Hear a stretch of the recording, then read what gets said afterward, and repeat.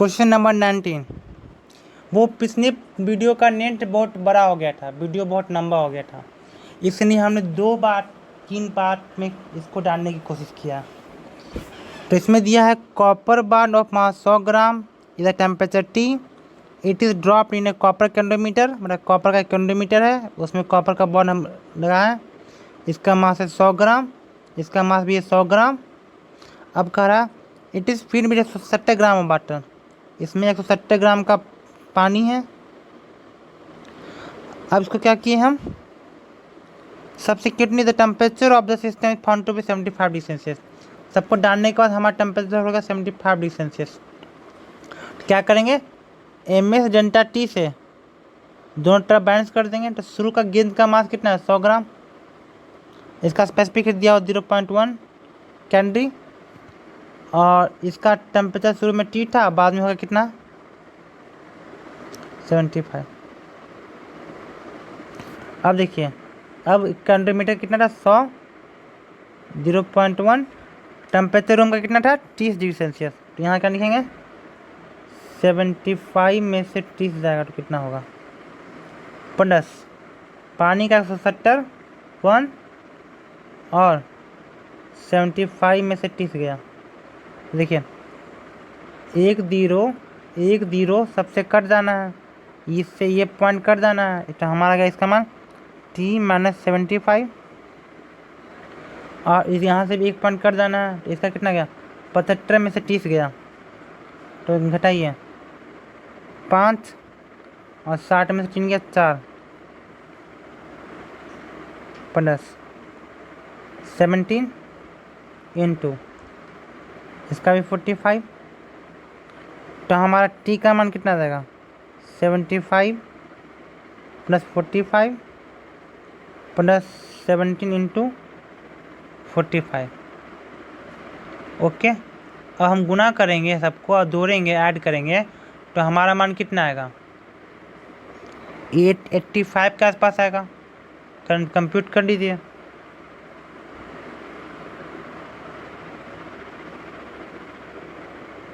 Seven 65 45 75 हम ही कर देते हैं। 5 5 10 15 का 5 बाकी बच्चा 1, 6 4 10 11, 60 18 का 8 बाकी बच्चा 1, और 60 1 8। कंप्यूट किए तो भी अच्छा, नहीं करें तो हम कर ही दिए हैं। Dimension of resistance in electrical circuit in terms of dimension of mass M in terms of length of time T and current I would be. तो देखिए V = IR होता है, हमको आर का डायमेंशन चाहिए, और वर्क डन होता है Q × V, V का मान आएगा वर्क बाय चार्ज, इसका मान पुट कर दीजिए, work by charge = IR। Work होता है हमारा mN² T - 2, चार्ज का होता है एम्पियर × टाइम, और हमारा करंट का होता है एम्पियर। हमारा रेजिस्टेंस का डायमेंशन आ जाएगा, देखिए कितना आएगा,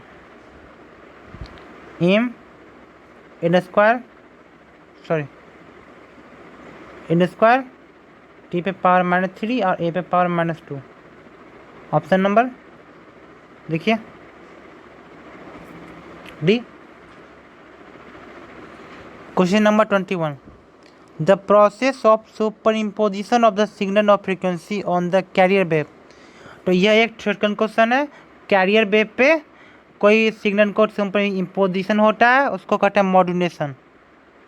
यह कम्युनिकेशन चैप्टर में है।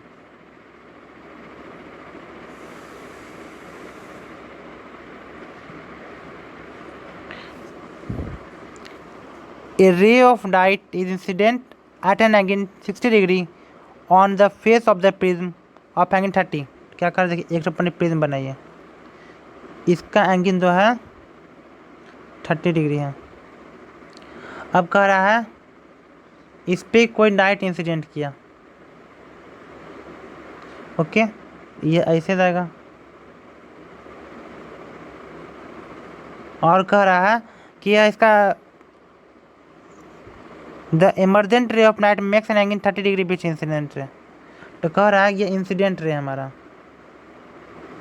है ना, तो हमारा इमर्जेंट रे जो है इससे 30 डिग्री बना रहा है, ठीक है। तो यह इंसिडेंट रे से हमारी 30 डिग्री बना रहा है इमर्जेंट रे। तो हम क्या करेंगे, डेविएशन इक्वल टू क्या होता है, आई प्लस ई माइनस ए। तो हमारा डेविएशन कैसा हुआ, देखिए इंसिडेंट रे हमारा ऐसे है और इससे बनाया यह 30 डिग्री। तो हमारा डेविएशन कितना दिखाएंगे हम, बताइए। जो सीधे जा रहा था उसे डिवाइड करिए 30 डिग्री इंसिडेंट रे से, ये हमारा इमर्जेंट रे है। तो डेविएशन हमारा आ गया 30 डिग्री। एंगल ऑफ इंसिडेंस कितना है हमारा, एंगल ऑफ इंसिडेंस हमारा 60 डिग्री और इमर्जेंट का हमको नहीं पता। एंगल ऑफ प्रिज्म का हमारा 30 डिग्री है।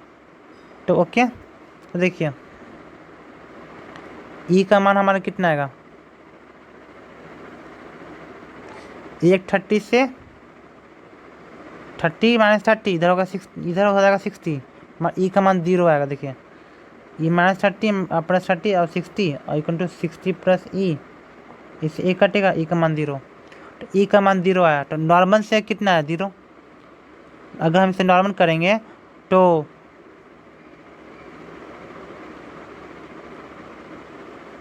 नॉर्मल से ई का मान आ गया हमारा 0। और जब नॉर्मल से हमारा मान 0 आ गया तो क्या पूछ रहा है, angle made by the emergent रे with the second face of prism. तो प्रिज्म का फेस से कितने डिग्री बनाएगा, तो नॉर्मल जो होता है सरफेस से हमेशा परपेंडिकुलर होता है। तो हमारा ऑप्शन नंबर बी होगा। Okay, question number 23, question number 23 sorry, question number 23, 3 state parallel current carrying conductor are shown in the figure. The force experienced by the marine conductor of net 25 centimetre. तो ये 25 centimetre का है, तो इस पे force कितना होगा। ओके, तो देखिए ये दोनों में अपोजिट करंट रिपल्सन। तो यह जो हमारा पहला दूसरा तीसरा 3 को बार है, तो दूसरा का पे यह पहला का क्या करेगा, अट्रैक्ट करेगा, रिपेंड करेगा, इसको रिपेंड करेगा। तो right side force on 2/1, force on 2/1। Okay, right side. अब उसी प्रकार से इसमें भी अपोजिट करंट है, तो फोर्स ऑन 2/3 लेफ्ट साइड। देखिए यह निकालनी है, force on 2/1 right side, force on 2/3 left side. Okay, अब दिखाइए, अब सबका हम लोग फोर्स पॉइंट पर निकालते हैं। तो 2 और 1 के कारण कितना होगा, तो पढ़ने हम यह समझते हैं फोर्स पॉइंट का फॉर्मूला क्या होता है, μ0/2 I1 I2 बाई आर, मतलब दूरी। तो देखिए 2 × 10⁻⁻⁷, दोनों का कैन कितना है 10 और 30, डिवाइड बाय 3 सेंटीमीटर, 3 × 10⁻²। ओके, ये देखिए 10 आ गया। तो देखिए ये 10⁻² जाएगा, वो ये ऊपर होगा, ये कितना होगा 10⁻⁴, ये कितना होगा 2 × 10⁻⁻3,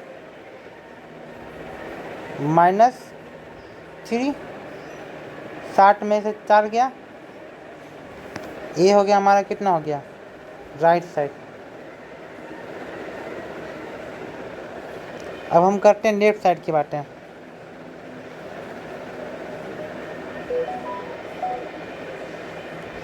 फोर्स ऑन 3/2/3, इसका करेंगे 2 × 10⁻⁻7 into 10 × 20 divide by 5 centimetre, 5 × 10⁻²। Okay, तो यह गया तो कितना होगा 5 चक्का 20 और 4 दूनी 8, 4 दूनी 8 और 10⁻², ये कितना रुपये कितना होगा 10⁻²। -4। ओके, तो हमारा एक का इतना आया, इसका कितना होगा, इसको अब हम लिखेंगे 10⁻⁻4 के फॉर्म में। तो 20 × 10⁻⁻4। तो हमारा नेट कितना आने वाला है, राइट साइड आने वाला है। 2 ऑप्शन सही हो सकता है, 3 ऑप्शन सही हो सकता है, 1 तो होगा नहीं। तो अब देखिए कुछ रब करते हैं।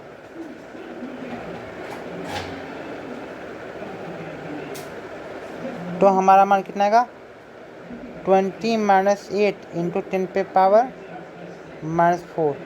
अब फोर्स निकालेंगे क्या करेंगे, 25 सेंटीमीटर से गुना कर देंगे 25/100 से। ये हमारा कितना आया था, फोर्स पॉइंट आया था। तो देखिए 1/4, तो इसका आएगा 20 में से 8 जाएगा तो 16 नहीं 12 है ना। तो 20 में से 8 गया तो 12, तो 12/4 × 10⁻⁻4। 4 × 12, 3 × 10⁻⁻12 -4, 3 × 10⁻⁻4। हमारा ऑप्शन नंबर बी। ये थोड़ा कैलकुलेटिव है। क्वेश्चन नंबर 24, इसमें क्या दिया है, light of wavelength 5000 angstrom is falling on the photosensitive surface if the surface has received 10⁻⁻7 joule of the energy, then energy of the photon striking on the surface. तो E equal to SC/λ एक photon का होता है, N photon के लिए N से गुणा कर देंगे।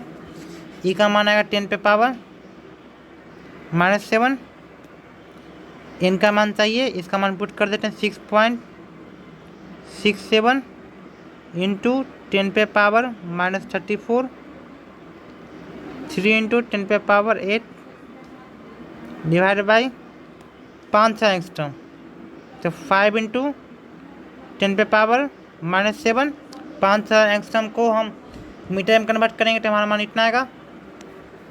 अब देखिए, और एन तो हो, एन का मान हमको चाहिए। देखिए 10⁻⁻7, 10⁻⁻7, 10⁻⁻14, और ये कितना था, 10⁻8 है, इधर जाएगा तो 10⁻⁻8 हो जाएगा। तो कितना होगा, 10⁻⁻22 divide by 10⁻⁻34।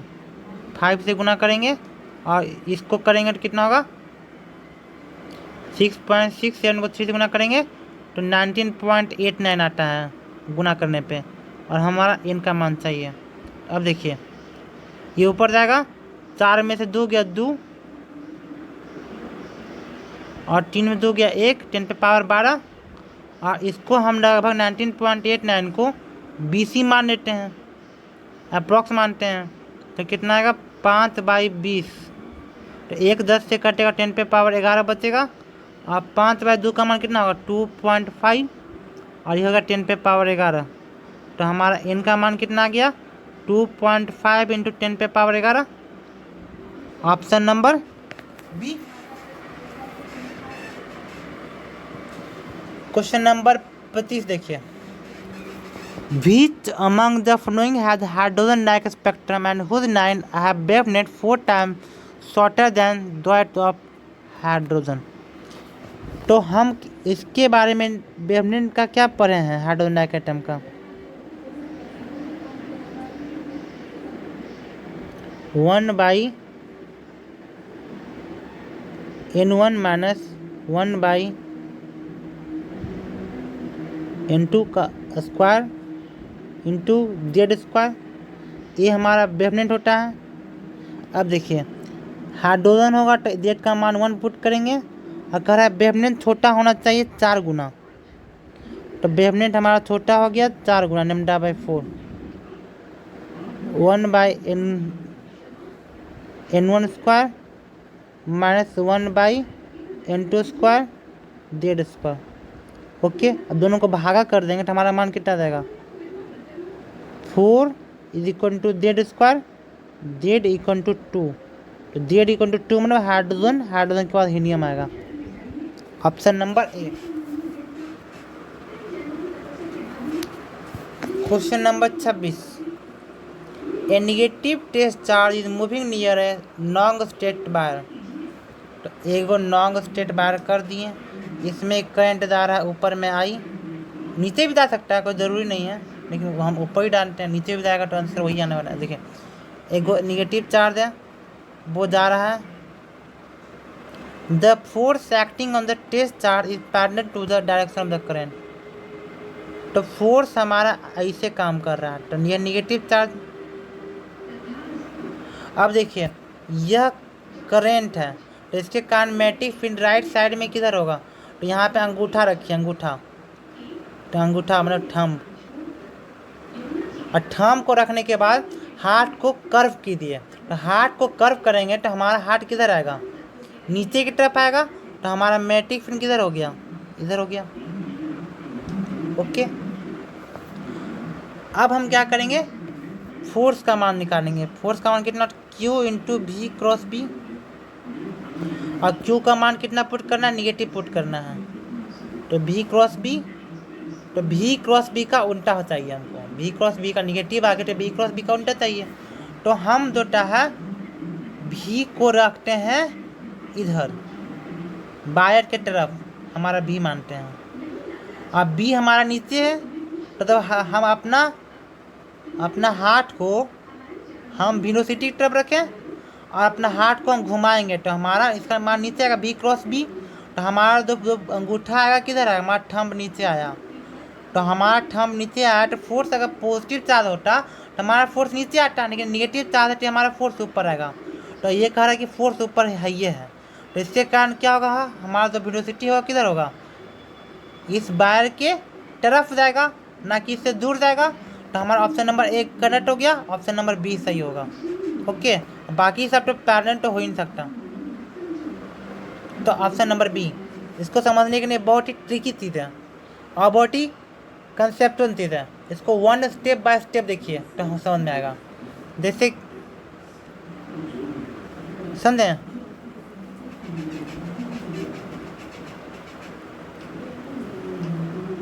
Okay, now come to the question number 27। इसमें क्या कर रहा है, a metal ball falls from height of 1 metre on a steel plate and jump up to height of 81 centimetre, the coefficient of restitution of the ball and the steel plate is. Okay, तो देखिए एक steel का plate है, एक baud आ रहा है ऊपर से, तो कह रहा है कोफिशिएंट ऑफ रेस्टिट्यूशन क्या होता है, velocity of separation by velocity of approach.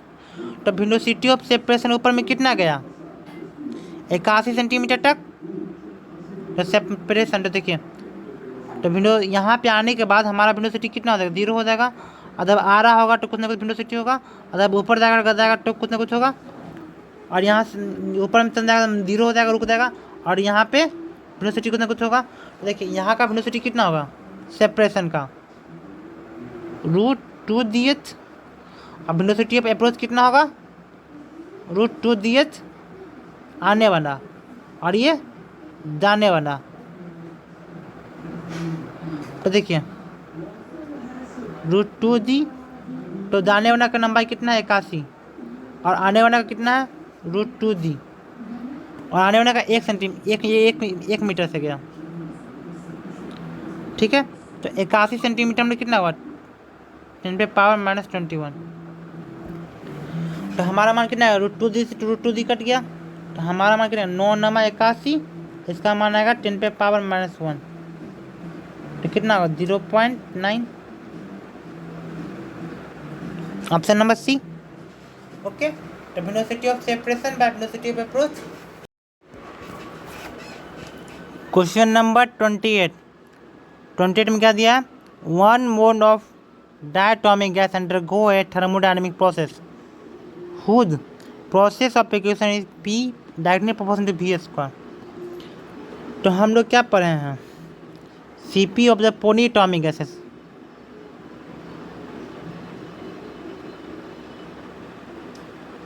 ये क्या पढ़े हैं, CB plus R divide by 1 - n। Okay, और एडियाबैटिक प्रोसेस में क्या होता है, PV पे पावर n कांस्टेंट होता है, और यहाँ पे ये क्या दिया, P directly proportional to V², PV पे पावर -2 ये हमारा कांस्टेंट होगा, तो हमारा n का मान कितना होगा -2। ओके, अब वैल्यू पुट करना स्टार्ट करते हैं। इसका मान कितना पुट करेंगे 5/2r, एक ही है तो यहाँ पे ये n का मान 1 पुट करेंगे। एक मोल का गैस है plus r divide by 1 minus -2, हमारा कितना आ गया 5/2r प्लस r/3, 3 दूनी 6, 5 या 15 प्लस 2 इंटू r, हमारा कितना आ गया 17r/6। Option number B.